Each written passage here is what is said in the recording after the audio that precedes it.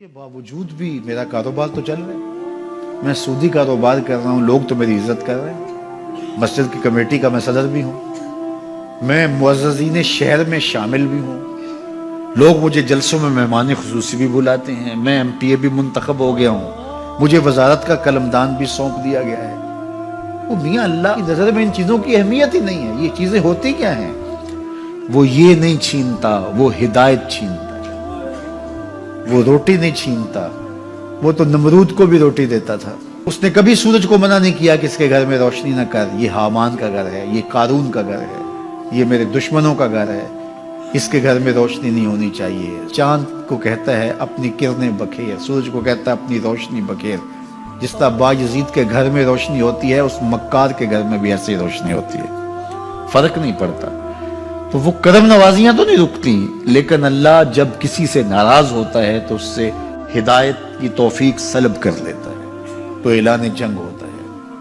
تو پھر وہ ٹکرے بھی مار رہا ہو تو اس کی رسم کی نماز ہوتی ہے، اس کا ماتھا جھک رہا ہوتا ہے، دل نہیں جھک رہا ہوتا، کیونکہ ہدایت سلب کر لی گئی۔ جب اندر سے روح ہی نکال لی جائے تو باقی بچتا کیا ہے؟ یہ بات ذہن میں رکھیے گا کہ اللہ تعالیٰ جل شانہ نے ہمیں جن کاموں سے روکا ہے، جن کاموں سے منع کیا ہے، ان کاموں کے کرنے میں ہمیں کبھی بھی بھلائی اور خیر نہیں مل سکتی۔ یہ ہم جب اچھی طرح سے ذہن نشین کر لیں، اگر اللہ پر ہمارا یقین اور یقیناً اس پر ہمارا ایمان ہے، تو پھر وہ امر جو اللہ کی طرف سے جن سے روک دیا گیا، تو ہم کبھی بھی ان کے قریب تک نہ جائیں، اور جن کاموں کے کرنے کا اسے حکم دیا گیا اس کی حکمتیں نہ بھی ہمیں معلوم ہو۔ آج جدید سائنس تحقیقات کرتی ہے تو ہمارے سامنے آتا ہے کہ وضو کے کیا فوائد ہیں۔ آج ہمیں لوگ بتاتے ہیں کہ جناب آپ امامہ باندھیں گے تو سن سٹروک سے بچ جائیں گے۔ آج دنیا تحقیق اور جستجو کر کے نماز اور دوران خون اور جو ہے وہ نماز کی برکتیں اور کتنی بیماریوں سے نماز کے ذریعے سے بچنے کی کہانیاں سناتے ہیں۔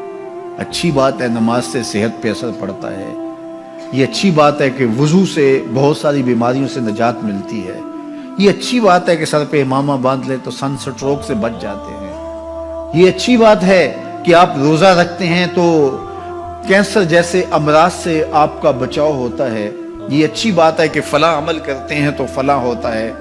لیکن صاحب، ہم سن سٹروک سے بچنے کے لیے امامہ نہیں باندھتے، ہم محمد عربی کی ادا کے لیے باندھتے ہیں۔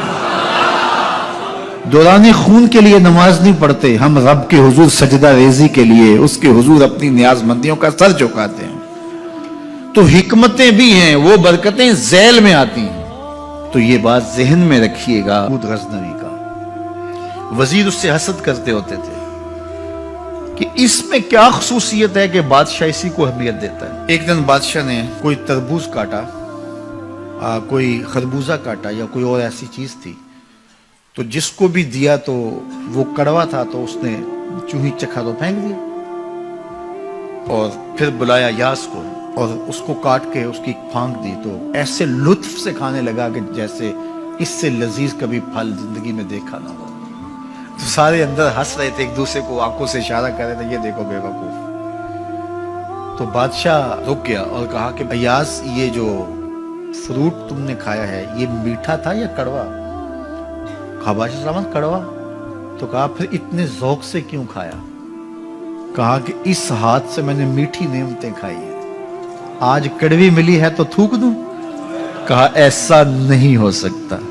تو میاں کڑوا ہو تو وہ بھی قبول کیا جائے، نفس پہ شاک ہو۔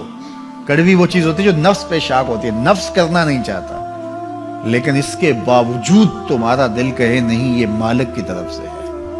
سخت سردی ہے، گرمی کی شدت ہے، پانی ٹھنڈا ہے اور موسم سرد ہے، پانی گرم ہے اور موسم بھی گرم ہے، رات کا پچھلا پہر ہے، تھکے ہوئے ہیں، لیکن آپ اس کے باوجود بھی اپنے رب کے حکم کو بجا لاتے ہیں۔ نفس پہ شاک ہے، لیکن سینے میں ٹھنڈ ہی نہیں پڑتی جب اس کے حضور سجدہ ریزی نہیں کر لیتے۔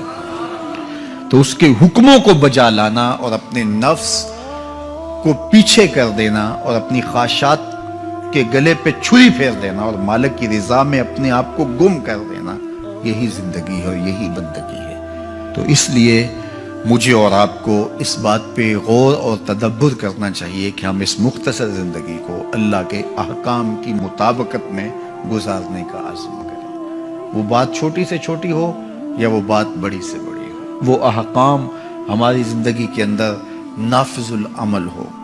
میں پھر وہ بات کہوں گا جو بار بار کہتا ہوں کہ میرے بزرگ ہم سے کہا کرتے تھے، یہ نہ ہو کہ لوگ تمہیں پوچھیں تم کون ہوتے ہو اور تمہیں بتانا پڑے کہ ہم مسلمان ہوتے ہیں۔ فرمایا کرتے تھے صاحب نہ کسی کو پوچھنا پڑے نہ تمہیں بتانا پڑے، تمہاری وضاحت، تمہارا طرز زندگی، تمہارا انداز معاشرت ایسا خوبصورت ہو، تم دور سے آ رہے ہو لوگ پہچان کے کہیں وہ دیکھو محمد عربی کا غلام آ رہا، تم شکل سے پہچانے جاؤ، تم کردار سے پہچانے جاؤ، تم وعدے سے پہچانے جاؤ۔ کتاب کا نام ہے بشر القیب فی لقاء الحبیب۔ حضور علیہ السلام کی ملاقات کے حوالے سے یہ کتاب امام سیوطی علیہ رحمہ کی مصنفہ ہے۔ اس میں ایک واقعہ انہوں نے لکھا کہ ایک شخص قبر میں اترا اور نکیرین آئے اور انہوں نے سوال و جواب کا سلسلہ کیا، من ربوں کا، ما دینوں کا۔ اچھا، اس کی داڑھی میں چند بال سفید تھے جن کو وہ مہندی لگایا کرتا تھا۔ تو جب منکر نے کہا کہ من ربوں کا، تو نکیر نے اس کا ہاتھ پکڑ کے پیچھے کھینچتے ہوئے کہا اس سے سوال پوچھ رہا ہے، تو دیکھ نہیں رہا اس کی داڑھی میں اسلام کا نور چمک رہا ہے، اس کی داڑھی میں اسلام کا اجالا تمہیں دکھائی نہیں دے رہا؟ تو تمہاری وجہ قطعی ایسی ہو کہ فرشتے بھی دیکھیں کہ یہ حضور کا غلام آ رہا ہے۔ اللہ کے ذکر سے رخ پھیر لے، اللہ کی یاد سے رخ پھیر لے، اللہ کے دین سے اعراض کرے، تو پھر خدا شناسی، قناعت، توکل اور اعمال خیر تو اس سے چھن ہی جائیں گے، اس کو خود فراموشی کے عذاب میں مبتلا کیا جاتا ہے۔ اور قرآن مجید نے ایک دوسرے مقام پہ ارشاد فرمایا وَلَا تَكُونُوا كَالَّذِينَ نَسُوا اللَّهَ فَأَنسَاهُمْ أَنفُسَهُمْ، ان لوگوں کی طرح نہ ہو جانا جنہوں نے رب کو بھلا دیا، وہ بھول گئے، اپنے رب کو بھول گئے۔ غفلت ایسی طاری ہوئی، سویر سے لے کر شام تک اور شام سے سویر تک دنیا دنیا اور دنیا ہی مقصد حیات بن گیا۔ دنیا میں آئے کس لیے تھے، مقصد کیا تھا، بھول گئے۔ میلہ دیکھنے کے لیے آئے تھے، گھر کا راستہ بھول گئے۔ اللہ اکبر۔ تو فرمایا تم ان لوگوں کی طرح نہ ہو جانا۔ پھر اللہ نے انہیں سزا کیا دی، رزق کے دروازے بند کر دیے؟ نہیں۔ ان کی سانسیں چھین لی؟ نہیں۔ سورج کو حکم دے دیا اس کے آنگن میں روشنی نہ بھیجنا؟ نہیں۔ چاند کو چاندنی بکھیرنے سے روک دیا؟ نہیں۔ آب و ہوا روک دی گئی؟ نہیں۔ انہیں کیا سزا ملی جنہوں نے رب کو بھلا دیا؟ فرمایا فَأَنسَاهُمْ أَنفُسَهُمْ، اللہ نے انہیں ان کی ذاتوں سے انہیں بے خبر کر دیا۔ جو خدا فراموش ہوئے وہ خود فراموش ہو گئے، انہیں اپنے آپ سے ہی آگاہی نہ رہی۔ اور مجھے بتاؤ، جسے یہ بھی نہ پتا ہو کہ میں کون ہوں، اپنی شناخت جو بھول جائے، اس کے پلے ہوتا کیا ہے؟ اقبال نے کہا تھا نا، اپنے من میں ڈوب کر پاجا سراغے زندگی، تو میرا نہیں بنتا تو نہ بن، اپنا تو بن۔ مجھے بتائیے 6 فٹ کا جوان ہو، قدے رانا رکھتا ہو، اس کی آنکھیں عقابی ہوں، ماتھا کشادہ ہو، رنگ چمک رہا ہو، ہونٹ گلابی ہوں، لیکن اس کی قمیض کے پیچھے گھر کا ایڈریس لکھا ہو کہ کسی کو ملے تو اس ایڈریس پہ پہنچا دے، تو آپ اس کا چہرہ دیکھ کے کہتے ہیں واہ کیا جوان رانا ہے، کیا اس کے ہونٹ گلابی ہیں، کیا نرگسی آنکھیں ہیں، کیا خوبصورت چہرہ ہے، کیا شمشاد قد ہے۔ لیکن اچانک نظر پڑی تو اس کے گھر کا ایڈریس اس کی قمیض کے پیچھے لکھا تھا۔ آپ نے کہا میں نے دور سے دیکھا، اس کا تو توازن عقلی ہی ٹھیک نہیں، یہ تو بیچارہ جو ہے وہ پاگل ہے۔ تو قد کاٹ ہونے کے باوجود گھر کا ایڈریس پیچھے لکھ دیا گیا، تو اب ہر کوئی سمجھتا ہے کہ یہ بیچارہ فہم و ادراک کے نور سے خالی ہے۔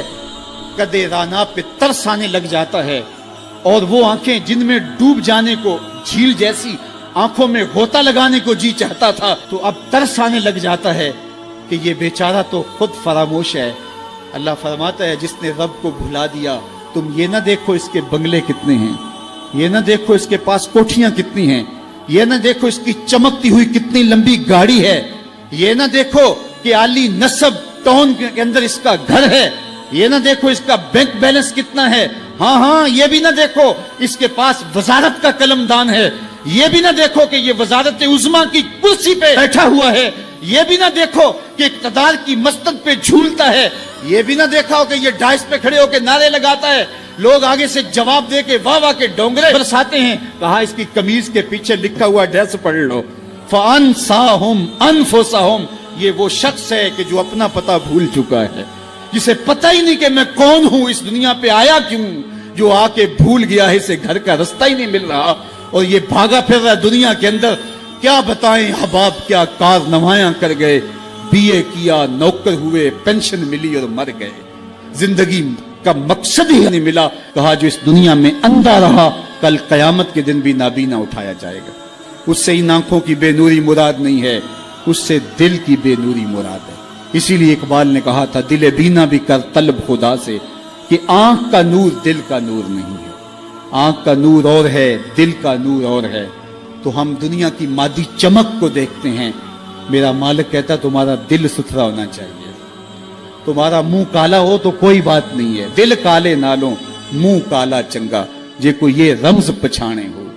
اصل تو دل کی پاکیزگی ہے، اور دل رب کے ساتھ وابستہ ہو، اس کے رسول کے ساتھ وابستہ ہو۔